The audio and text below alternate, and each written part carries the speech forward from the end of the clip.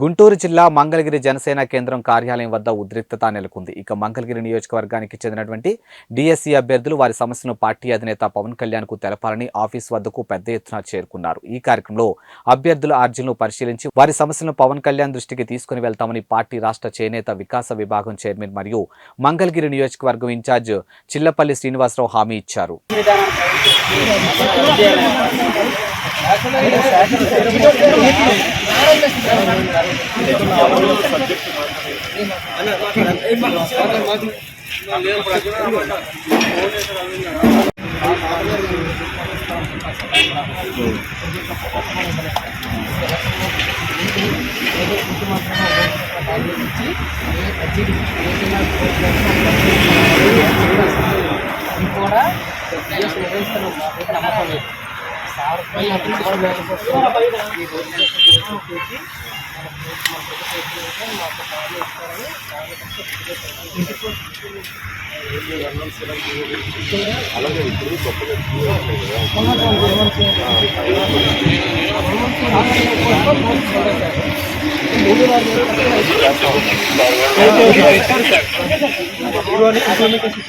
దానివల్ల వేకెన్సీస్ అన్ని క్లోజ్ అయిపోయాయి.